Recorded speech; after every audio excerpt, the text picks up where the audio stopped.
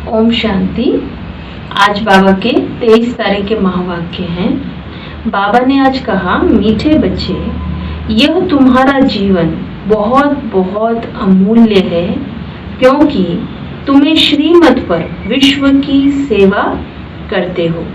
इस हेल को हेवन बना देते हो। बाबा कहते हैं तुम्हारा ये जीवन बहुत वैल्यूएबल है। क्यों? क्योंकि बाबा की हमें श्रीमत मिल रही है, जिसके आधार पे हम अपना भी कल्याण कर रहे हैं और सारे विश्व का कल्याण करते हैं। प्रश्न है, खुशी गायब होने का कारण तथा उसका निवारण क्या है? बाबा ने उत्तर दिया, खुशी गायब होती है, पहला कारण है देह अभिमान में आने के कारण। दूसरा, दिल में जब कोई शंका पैदा हो जाती है तो भी खुशी गुम हो जाती है। इसलिए बाबा राय देते हैं, जब भी कोई शंका उत्पन्न हो तो फौरन बाबा से पूछो। देही अभिमानी रहने का अभ्यास करो तो सदैव खुश रहेंगे। देही अभिमानी रहेंगे तो सदा खुश रहेंगे, सब बंधनों से मुक्त रहेंगे। ओम शांति।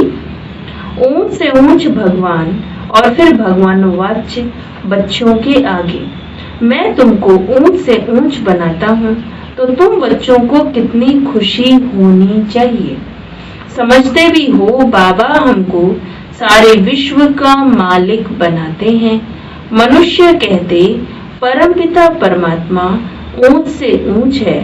बाप खुद कहते हैं, मैं तो विश्व का मालिक बनता नहीं हूँ।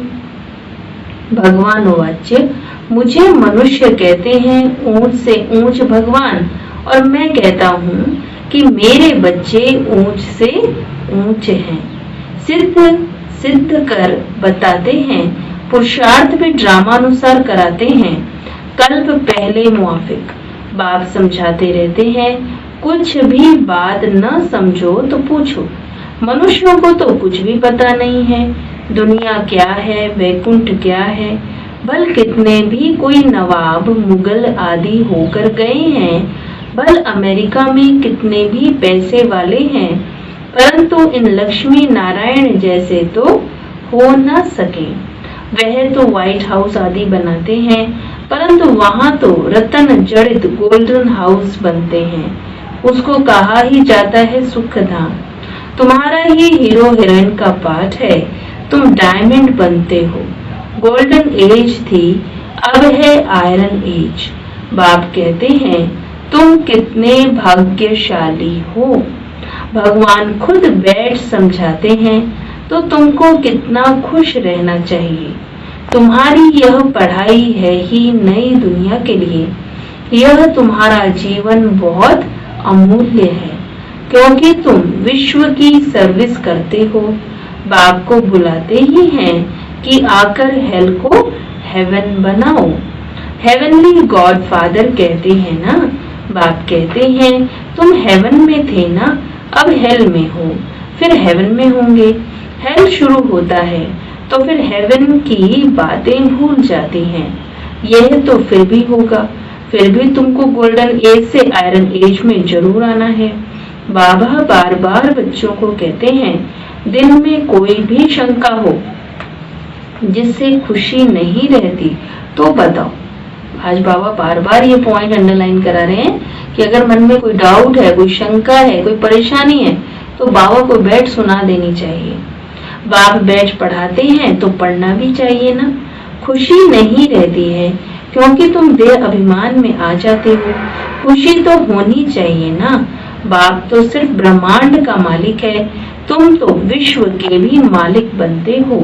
भल बाप को क्रिएटर कहा जाता है, परंतु ऐसे नहीं कि प्रलय हो जाती है फिर नई दुनिया रचते हैं। नहीं, बाप कहते हैं, मैं सिर्फ पुरानी को नया बनाता हूँ, पुरानी दुनिया विनाश कराता हूँ, तुमको नई दुनिया का मालिक बनाता हूँ। मैं कुछ करता नहीं हूँ, यह भी ड्रामा में नूंद है। पतित दुनिया में ही मुझे बुलाते हैं, पारसनाथ बनाता हूँ, तो बच्चे खुद पारसपुरी में आ जाते हैं। वहां तो मुझे कभी बुलाते नहीं। पारसपुरी अर्थात सतयुग में बाबा को नहीं बुलाते। कभी बुलाते हो कि बाबा पारसपुरी में आकर थोड़ा विजिट ले लो, बुलाते ही नहीं। गायन भी है, दुख में सिमरन सब करें, पतित दुनिया में याद करते हैं, सुख में करे न कोई, न याद करते हैं न बुलाते हैं। सिर्फ द्वापर में मंदिर बनाकर उसमें मुझे रख देते हैं, पत्थर का नहीं तो हीरे का लिंग बनाकर रख देते पूजा करने के लिए। कितनी वंडरफुल बातें हैं, अच्छी तरह से कान खोलकर सुनना चाहिए, कान भी प्योर करना चाहिए। Purity first. कहते हैं शेरनी का दूध सोने के बर्तन में ही ठहर सकता है। तो ये बाबा का ज्ञान क्या है? ये शेरनी के दूध के समान है। सोने का बर्तन अर्थात हमारी बुद्धि जो है वो एकदम शुद्ध होनी चाहिए, तभी ये ज्ञान बुद्धि में बैठ सकता है। इसमें भी पवित्रता होगी तो धारणा होगी। बाप कहते हैं काम महाशत्रु है, इन पर विजय पानी है। तुम्हारा यह अंतिम जन्म है, यह भी तुम जानते हो। यह वही महाभारत लड़ाई है, कल्प कल्प जैसे विनाश हुआ है, हूबहू अब भी होगा ड्रामा अनुसार। तुम बच्चों को स्वर्ग में फिर से अपने महल बनाने हैं, जैसे कल पहले बनाए थे। स्वर्ग को कहते हैं पैराडाइज। पुराणों से पैराडाइज अक्षर निकला है। कहते हैं मानसरोवर में परियां रहती थी, उसमें कोई टुक्का लगाए तो परी बन जाए। वास्तव में है ज्ञान मानसरोवर, उसमें तुम क्या से क्या बन जाते हो ना। मानसरोवर की बड़ी महिमा है कि उसमें सरोवर में जो भी डुबकी लगाएगा तो वो परी बन जाएगा। तो एक्चुअल में ये बात है ज्ञान मानसरोवर, जो बाबा अभी ये ज्ञान की गंगा बहा रहे हैं, इस ज्ञान की गंगा में जो डुबकी लगाता है वो विकारी से, पतित से पावन अर्थात प्योर परी बन जाता है। शोभनिक को परी कहते हैं। ऐसे नहीं पंखों वाली कोई परी होती है। जैसे तुम पांडवों को महावीर कहा जाता है, उन्होंने फिर पांडवों के बहुत बड़े बड़े चित्र, गुफाएं आदि बैठ दिखाई हैं। भक्ति मार्ग में कितने पैसे बर्बाद करते हैं। बाप कहते हैं हमने तो बच्चों को कितना साहूकार बनाया, तुमने इतने सब पैसे कहाँ किए। भारत कितना साहूकार था, अभी भारत का क्या हाल है। जो 100% सॉल्वेंट था अब 100% इनसॉल्वेंट बन गया है। अभी तुम बच्चों को कितनी तैयारी करनी चाहिए। बच्चों आदि को भी यही समझाना है कि शिव बाबा को याद करो, तुम कृष्ण जैसे बने। बाबा कहते परिवार वालों को भी यही समझाओ कि शिव बाबा को याद करो तो कृष्ण जैसे बन जाएंगे। कृष्ण कैसे बना यह किसको पता थोड़ी है। आगे जन्म में शिव बाबा को याद करने से ही कृष्ण बना। तो तुम बच्चों को कितनी खुशी रहनी चाहिए, लेकिन अपार खुशी उन्हें ही रहेगी जो सदा दूसरों की खिदमत अर्थात सेवा में रहते हैं। मुख्य धारणा चलन बहुत बहुत रॉयल हो, खान पान बहुत सुंदर हो। तुम बच्चों के पास जब कोई आते हैं तो उनकी हर प्रकार से खिदमत करनी चाहिए, स्थूल भी तो सूक्ष्म भी, जिस्मानी रूहानी दोनों करने से बहुत खुशी होगी। कोई भी आए तो उनको तुम सच्ची सत्यनारायण की कहानी सुनाओ। शास्त्रों में तो क्या क्या कहानियां लिख दी। विष्णु के नाभि से ब्रह्मा निकला, फिर ब्रह्मा के हाथ में शास्त्र दे दिए। अब विष्णु की नाभि से ब्रह्मा कैसे निकलते हैं, कितना राज है और कोई इन बातों को कुछ भी समझ न सके। नाभि से निकलने की तो बात ही नहीं। ब्रह्मा सो विष्णु, विष्णु सो ब्रह्मा, तो नाभि से निकलने की बात नहीं। कहने का भाव ब्रह्मा ही विष्णु और विष्णु से वो ब्रह्मा बनता है। ब्रह्मा को विष्णु बनने में सेकंड लगता है, सेकंड में जीवन मुक्ति कहा जाता है। बाप ने साक्षात्कार कराया, तुम विष्णु का रूप बनते हो, सेकंड में निश्चय हो गया। विनाश साक्षात्कार भी हुआ, नहीं तो कलकत्ता में जैसे राजा ही ठाठ से रहते थे, कोई तकलीफ नहीं थी, बड़ी रॉयल्टी से रहते थे। अब बाप तुम्हें यह ज्ञान रत्नों का व्यापार सिखलाते हैं। वह व्यापार तो इनके आगे कुछ भी नहीं। परंतु इनके पाठ और तुम्हारे पाठ में फर्क है। बाबा ने इनमें प्रवेश किया और फट से सब कुछ छोड़ दिया। भट्टी बननी थी, तुमने भी सब कुछ छोड़ा। नदी पार कर आए, भट्टी में पड़े। क्या क्या हुआ कोई की परवाह नहीं। आदि में शुरू में जब यज्ञ स्टार्ट हुआ, शिव बाबा की प्रवेशता होते ही ब्रह्मा बाबा ने अपना सब कुछ समेट लिया और कितने बच्चे, जो बाबा के बच्चे दूर दूर से आकर समर्पित हो गए। कहते हैं कृष्ण ने भगाया। क्यों भगाया? उन्हों को पटरानी बनाने। तो यह भट्टी भी बननी थी, तुम बच्चों को स्वर्ग की महारानी बनाने के लिए। तो सारी बात तो अभी की है। शास्त्रों में तो क्या क्या लिख दिया है, प्रैक्टिकल में क्या क्या है, तो अब तुम समझते हो। भगाने की बात ही नहीं। कल पहले भी गाली मिली थी, नाम बदनाम हुआ था। यह तो ड्रामा है। जो कुछ होता है कल्प पहले मुआफिक होता है। अभी तुम अच्छी रीति जानते हो, कल पहले जिन्होंने राज्य लिया है वे जरूर आएंगे। बाप कहते हैं मैं भी कल्प कल्प आकर भारत को स्वर्ग बनाता हूँ, पूरा 84 जन्मों का हिसाब बताता हूँ। सतयुग में तुम अमर रहते हो, वहाँ अकाले मृत्यु होती नहीं। शिव बाबा काल पर जीत पहनाते हैं, कहते हैं मैं कालों का काल हूँ। कथाएं भी हैं, तुम काल पर विजय पाते हो। तुम जाते हो अमरलोक में। अमरलोक में ऊंच पद पाने के लिए एक तो पवित्र बनना है, दूसरा फिर दैवी गुण भी धारण करने हैं। अपना रोज पोता मेल रखो। रावण द्वारा तुमको घाटा पड़ा है, मेरे द्वारा फायदा होता है। व्यापारी लोग इन बातों को अच्छी रीति समझेंगे। यह है ज्ञान रत्न। कोई बिरला व्यापारी इनसे व्यापार करे। तुम व्यापार करने आए हो, कोई तो अच्छी रीति व्यापार कर स्वर्ग का सौदा लेते हैं 21 जन्मों के लिए। बाबा कहते 21 जन्म विज्ञा 50-60 जन्म तुम बहुत सुखी रहते हो, पदम पति बनते हो।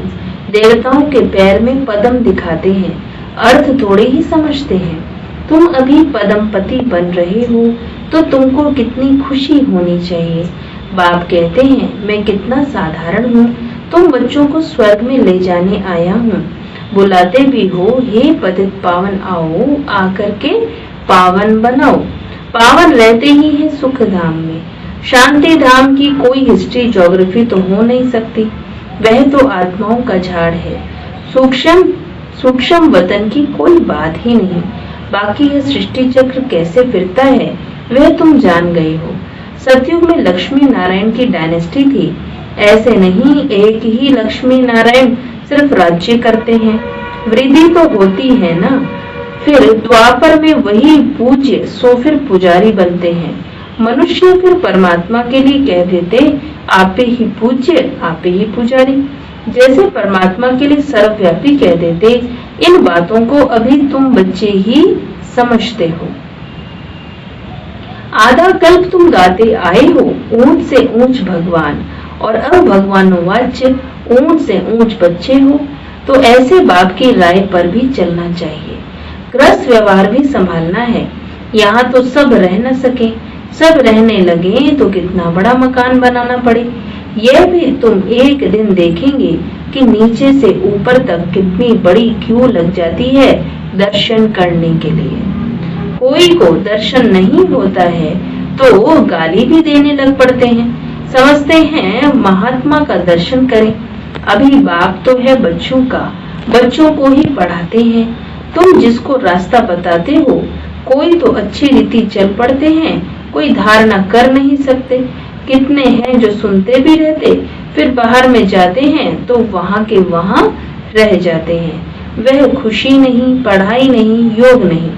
बाबा कितना समझाते हैं, अपना चार्ट रखो, नहीं तो बहुत पछताना पड़ेगा। हम बाबा को कितना याद करते हैं, चार्ट देखना चाहिए। भारत के प्राचीन योग की बहुत महिमा है।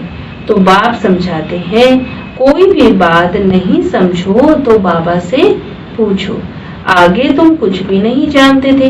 बाबा कहते हैं यह है कांटों का जंगल, काम महाशत्रु है। यह अक्षर खुद गीता के हैं। गीता पढ़ते थे, परंतु समझते थोड़े ही थे। बाबा ने सारी आयु गीता पढ़ी, समझते थे गीता का महात्म बहुत अच्छा है। भक्ति मार्ग में गीता का कितना मान है। गीता बड़ी भी होती है, छोटी भी होती है। कृष्ण आदि देवताओं के वही चित्र पैसे पैसे में मिलते रहते हैं। उन्हीं चित्रों के फिर कितने बड़े बड़े मंदिर बनाते हैं। तो बाप समझाते हैं, तुमको तो विजय माला का दाना बनना है। ऐसे मीठे मीठे बाबा को बाबा बाबा भी कहते हैं, समझते भी हैं, स्वर्ग की राजाई देते हैं। फिर भी सुनंती कथंती अहो माया फारगंती फारगती देवंती। बाबा कहा तो बाबा माना बाबा। भक्ति मार्ग में भी कहा जाता है, पतियों का पति गुरु का गुरु एक ही है।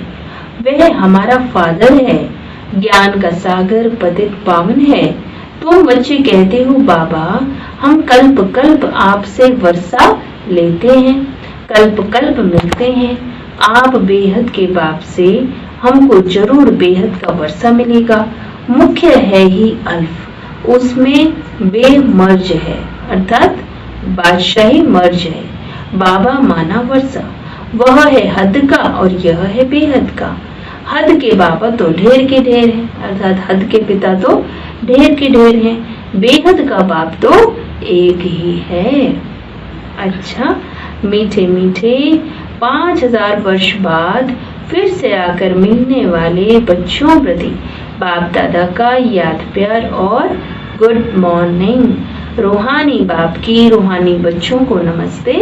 हम रूहानी बच्चों की रूहानी बाप दादा को याद प्यार, गुड मॉर्निंग, नमस्ते नमस्ते नमस्ते जी। धारणा के लिए मुख्य सार है, स्थूल सूक्ष्म खिदमत अर्थात सेवा कर अपार खुशी का अनुभव करना और कराना है। चलन और खान पान में बहुत रॉयल्टी रखनी है। दूसरा है, अमर लोक में ऊंच पद पाने के लिए पवित्र बनने के साथ साथ दैवी गुण भी धारण करने हैं। अपना पोता मेल देखना है कि हम बाबा को कितना याद करते हैं। अविनाशी ज्ञान रत्नों की कमाई जमा कर रहे हैं। कान प्योर बने हैं जिसमें धारणा हो सके। इन सब बातों की अपनी चेकिंग करनी है। वरदान है, माया के खेल को साक्षी होकर देखने वाले सदा निर्भय माया जीत भव। माया के खेल को साक्षी होकर देखने वाले सदा निर्भय माया जीत भव। समय प्रति समय जैसे आप बच्चों की स्टेज आगे बढ़ती जा रही है, ऐसे अब माया का वार नहीं होना चाहिए। माया नमस्कार करने आए, वार करने नहीं। यदि माया आ भी जाए तो उसे खेल समझकर देखो। ऐसे अनुभव हो जैसे साक्षी होकर हद का ड्रामा देखते हो। माया का कैसा भी विकराल रूप हो, आप उसे खिलौना और खेल समझकर देखेंगे तो बहुत मजा आएगा। फिर उसमें डरेंगे व घबराएंगे नहीं। जो बच्चे सदा खिलाड़ी बनकर साक्षी होकर माया का खेल देखते हैं, वह सदा निर्भय व माया जीत रहते हैं। स्लोगन है, ऐसा स्नेह का सागर बनो जो क्रोध समीप भी न आ सके।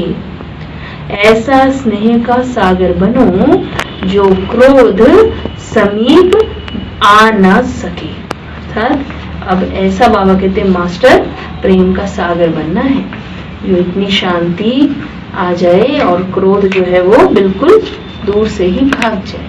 ओम शांति।